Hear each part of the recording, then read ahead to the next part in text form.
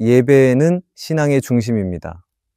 우리는 예배를 통해 하나님을 만나고 그분께 우리의 마음을 드리며 말씀 앞에 서게 됩니다. 그래서 많은 성도들이 예배를 소중히 여기고 매주 정해진 시간에 성실히 예배의 자리를 지킵니다. 그러나 예배를 열심히 드린다고 해서 하나님이 그 예배를 반드시 받으시는 것은 아닙니다. 성경을 보면 하나님께서 어떤 사람들의 예배는 기뻐하지 않으시고 오히려 외면하셨다는 기록이 분명하게 나옵니다. 겉으로는 정성을 다한 예배였지만 그 중심이 무너져 있었기 때문입니다.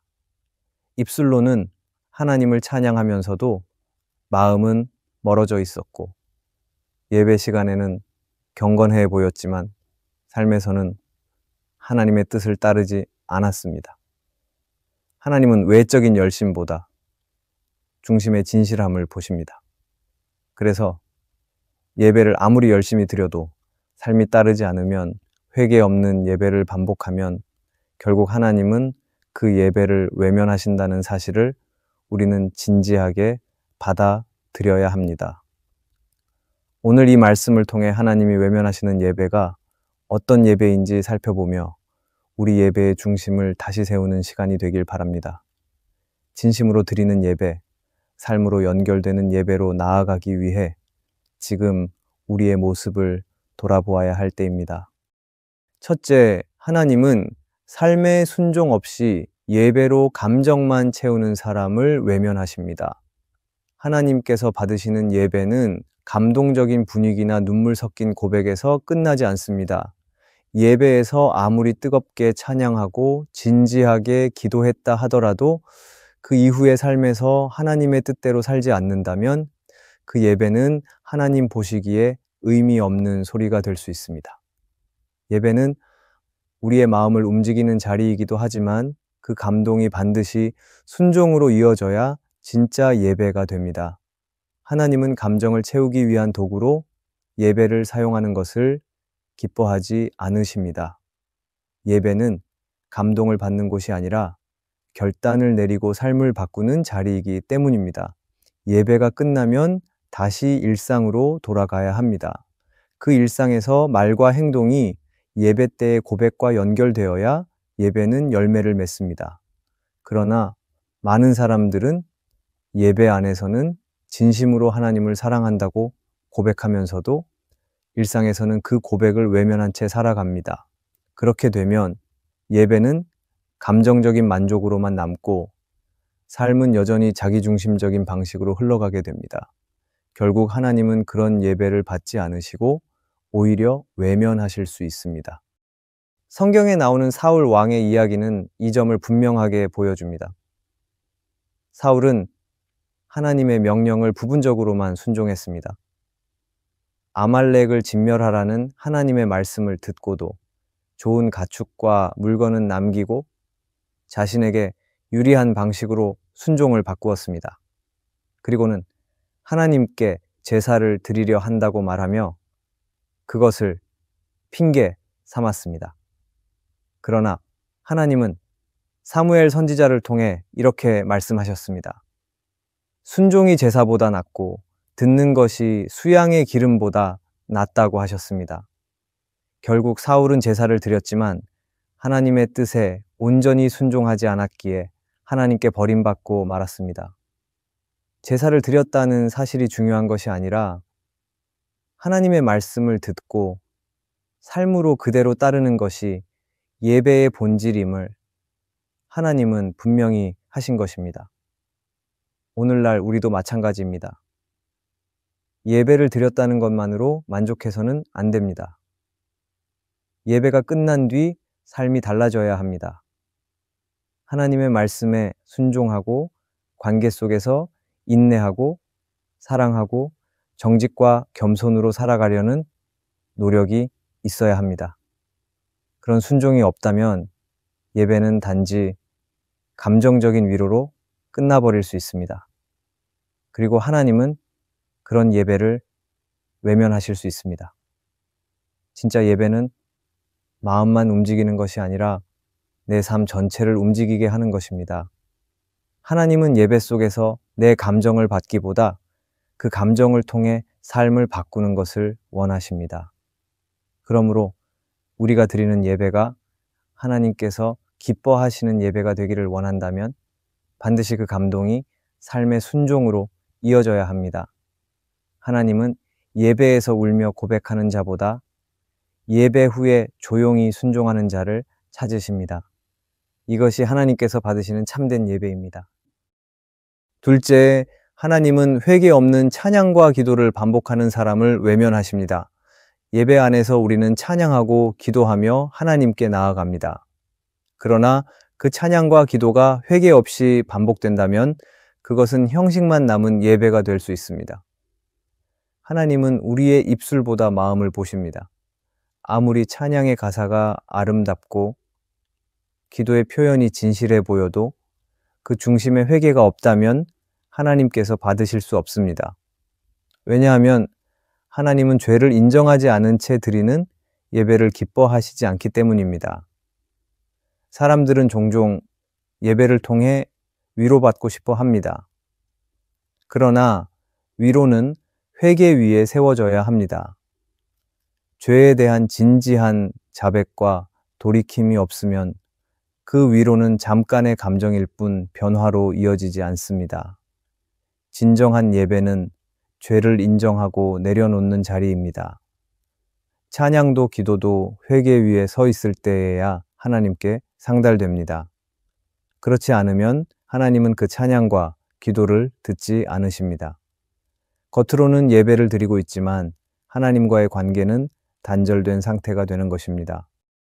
성경에서 가인은 제사를 드릴 때 형식적으로는 하나님께 나아갔지만 그의 마음은 교만했고 삶은 하나님께 순종하지 않았습니다. 하나님은 그의 제사를 받지 않으셨습니다. 그 이유는 단순히 재물 때문이 아니라 그의 삶과 태도가 하나님 앞에서 회개 없이 무감각했기 때문입니다. 그리고 하나님은 그에게 말씀하셨습니다. 네가 선을 행하지 않으면 죄가 문 앞에 엎드려 있다고 경고하셨습니다. 하지만 가인은 회개하지 않았고 결국 동생을 죽이는 죄까지 범하게 되었습니다. 하나님은 그의 제사를 받지 않으셨고 그 결과 가인은 하나님의 얼굴에서 떠난 자가 되고 말았습니다. 우리도 하나님께 예배를 드리러 나아가기 전에 반드시 자신을 돌아보아야 합니다. 지난 한 주 동안 내가 지은 죄가 무엇인지, 고의로 무시하고 지나쳤던 잘못이 무엇이었는지를 진심으로 살펴야 합니다. 그리고 그것을 하나님 앞에 고백하고 다시는 반복하지 않겠다는 결단을 가지고 예배 자리에 나아가야 합니다. 그래야 찬양도 살아있는 찬양이 되고 기도도 응답받는 기도가 됩니다. 하나님은 우리가 잘못했을 때 정죄하려는 분이 아닙니다. 오히려 우리를 용서하고 회복시키기를 원하십니다. 그러나 그것은 회개가 있을 때 가능한 일입니다. 회개 없는 찬양은 공허한 소리이고 회개 없는 기도는 자기 만족일 뿐입니다. 하나님은 그 소리를 외면하십니다. 예배를 드리기 전에 회개하는 마음을 먼저 준비해야 합니다. 그것이 진짜 예배자의 태도이고 하나님께서 기뻐하시는 마음입니다. 그러므로 우리가 드리는 찬양과 기도가 하나님께 상달되기 위해서는 반드시 회개의 고백이 먼저 있어야 합니다. 진정한 예배는 눈물의 감정보다 죄를 미워하고 돌아서는 결단에서 시작됩니다. 하나님은 그런 마음을 기쁘게 받으십니다. 회개 없는 반복은 외식일 수 있지만 회개 있는 예배는 하나님과의 관계를 새롭게 회복시키는 통로가 됩니다. 그러니 오늘 우리의 예배가 하나님께 받아들여지길 원한다면 먼저 회개의 자리로 나아가야 합니다. 그것이 하나님께서 외면하지 않으시는 예배의 시작입니다. 셋째, 하나님은 예배당에서는 거룩하지만 일상은 전혀 다른 사람을 외면하십니다. 예배는 교회 안에서만 드리는 의식이 아니라 삶 전체를 통해 드리는 고백입니다. 많은 사람들이 예배당에 들어설 때는 조용히 앉아 기도하고 찬양할 때는 눈을 감고 진지한 얼굴로 하나님을 향합니다. 그러나 예배가 끝나고 건물 밖을 나서는 순간 그 태도와 말투는 이전과 다를 바 없이 바뀌어 버립니다. 하나님은 그런 이중적인 삶을 외면하십니다. 예배당 안에서는 거룩해 보이지만 가정이나 직장, 일상에서는 하나님의 사람으로 살지 않는다면 그 예배는 껍데기일 뿐입니다. 하나님은 마음을 중심으로 보시는 분입니다. 예배 중에 우리가 얼마나 경건해 보였는지는 하나님께 중요하지 않습니다. 오히려 그 예배가 우리의 삶을 어떻게 변화시키고 있는지를 하나님은 보고 계십니다. 주일에 드린 예배가 월요일의 삶을 움직이지 않는다면 예배는 일주일 중 1시간의 종교 행사로 끝나버립니다. 삶과 예배가 따로 있는 신앙은 하나님을 감동시킬 수 없습니다. 하나님은 예배자의 손이 깨끗하기를 원하시고 입술보다 삶으로 예배하길 원하십니다. 구약 성경에서 이사야 선지자는 당시 이스라엘 백성들의 예배에 대해 하나님의 경고를 전했습니다. 그들은 절기를 지키고 성전에서 제사를 드리며 열심히 예배의 형식을 따랐습니다. 그러나 하나님은 그들의 예배를 싫어하신다고까지 말씀하셨습니다. 그 이유는 그들의 손에 피가 가득했기 때문입니다. 예배당에서는 하나님을 경외하는 듯 보였지만 밖에서는 억울한 자를 외면하고 가난한 자를 짓밟고 정의를 무시했습니다. 하나님은 그런 예배는 받지 않으시며 그들의 손을 아무리 들고 기도해도 외면하시겠다라고 하셨습니다. 이 말씀은 오늘 우리에게도 그대로 적용됩니다. 예배당 안에서의 모습이 아무리 거룩해 보여도 예배당 밖에서의 말과 행동이 하나님을 닮지 않았다면 그 예배는 외식일 수 있습니다. 하나님은 우리가 말씀대로 살려고 애쓰는 모습을 기뻐하십니다. 완벽하지 않아도 괜찮습니다. 그러나 진심으로 하나님의 뜻을 따라 살아가고자 하는 마음이 있어야 예배는 온전한 예배가 됩니다. 우리는 예배 중에 이렇게 고백합니다. 주님, 주님을 사랑합니다. 주님을 따르겠습니다. 그렇다면 그 고백은 우리의 가정 안에서도, 직장에서도, 일상의 관계 속에서도 이어져야 합니다. 그렇지 않으면 하나님은 우리가 드린 찬양과 기도를 외면하실 수 있습니다. 예배는 삶 전체의 표현이 되어야 하며 그 삶에서 드러나는 태도와 말과 행동이 진짜 예배가 됩니다. 하나님은 위선적인 예배자를 기뻐하지 않으십니다. 거룩한 척하는 사람이 아니라 진심으로 거룩해지기를 바라는 사람을 찾으십니다. 그래서 하나님은 주일 예배보다 월요일의 태도를 더 중요하게 보십니다. 교회 안에서가 아니라 삶의 현장에서 하나님을 예배하는 자를 기뻐하십니다. 그러므로 우리가 진정으로 하나님께 예배를 드리고 싶다면 그 마음이 삶 전체로 흘러가야 합니다. 예배당에서 드린 고백이 가정과 직장과 세상 속에서도 이어져야 하나님께서 받으시는 예배가 됩니다. 바로 그런 예배를 하나님은 외면하지 않으십니다. 넷째, 하나님은 예배를 자기 만족의 수단으로 삼는 사람을 외면하십니다. 예배는 하나님을 높이고 그분께 영광을 돌리는 자리입니다. 그러나 때로 사람들은 예배를 자신의 만족을 위한 시간으로 바꾸어 버립니다. 감정적으로 충만한 예배, 마음이 위로받는 예배, 분위기가 좋고 음악이 은혜로운 예배만을 찾으면서 그 중심에 하나님보다 자신이 있는 경우가 많습니다. 예배를 통해 무엇을 느꼈는지가 중요해지고 내가 어떤 은혜를 받았는지가 판단 기준이 되어버립니다. 그렇게 되면 예배는 점점 자기 위로의 수단이 되고 하나님은 점점 중심에서 밀려나게 됩니다. 하나님은 우리가 예배 시간에 감동을 받는 것을 기뻐하시지만 그것이 예배의 목적이 되어서는 안 됩니다. 감동보다 중요한 것은 하나님께 나아가 그분을 높이는 진심입니다. 예배는 내가 위로받기 위해 오는 자리가 아니라 나를 내려놓고 하나님 앞에 엎드리는 자리입니다.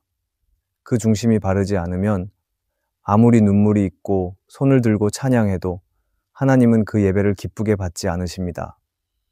예배의 대상이 하나님이 아니라 결국 나 자신이 되어버리기 때문입니다. 성경에서 북이스라엘 백성들은 예배에 매우 열심이었습니다. 아모스 5장에서 하나님은 그들이 정해진 절기를 지키고 헌물을 드리며 찬양을 올리는 모습을 보고 계셨습니다. 그런데 하나님은 그들의 예배를 싫어하시고 그 제사를 받지 않겠다고 하셨습니다. 이유는 단 하나였습니다. 그들의 예배가 자기 만족에 머물러 있었기 때문입니다. 그들은 예배를 통해 스스로 의롭다 여기고 감정적 만족을 느끼며 하나님의 뜻은 무시한 채 살아갔습니다. 결국 하나님은 그들의 예배를 외면하셨고 정의를 강물같이 흐르게 하라고 명하셨습니다. 예배보다 더 중요한 것이 그들의 삶에 없었기 때문입니다. 팀 켈러는 그의 책 왕의 십자가에서 이렇게 말합니다.